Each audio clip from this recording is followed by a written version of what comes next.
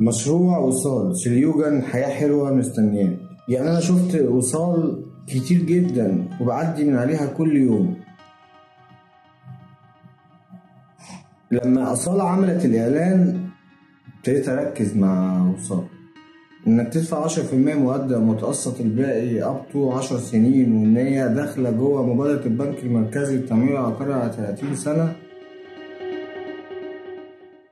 أنا شايفها كويسة. أعتقد إن أنت ممكن تدفع لك مثلا حوالي يعني الشقق اللي هي 230 متر ب8 مليون.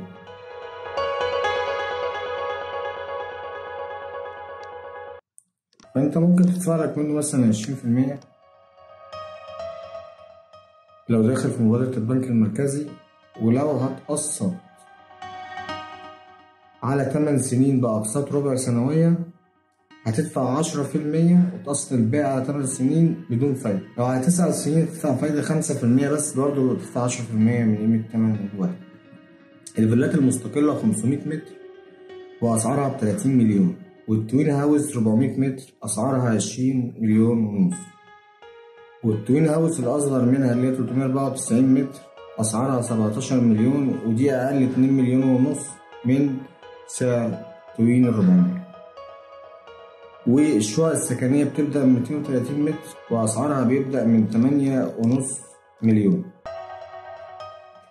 بالنسبة بقى للشقق السكنية بتاعت وصال 160 متر فهي أسعارها بتبدأ من 4.700، وال170 متر أسعارها ب5 مليون ونص. دي أنظمة السداد بتاعتها بتبقى 10% على 8 سنين بدون فايدة، بتبقى 15% على 9 سنين أقساط ربع سنوية متساوية برضو بدون فايدة.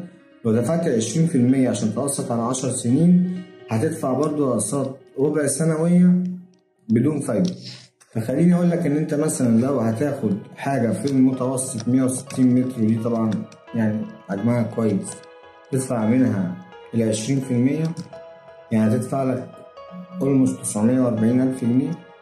ف940,000 جنيه لما تيجي تشيلهم من 4 مليون 700 بقى 3 مليون 760 هتدفعهم على 10 سنين. السنة فيها 376,000 جنيه، يعني الكوارتر أو الربع سنوي بتاعها هتدفع 94,000 جنيه كل 3 شهور، which is كويس بالنسبة لللوكيشن والمكان وحاجة بسم الله ما شاء الله.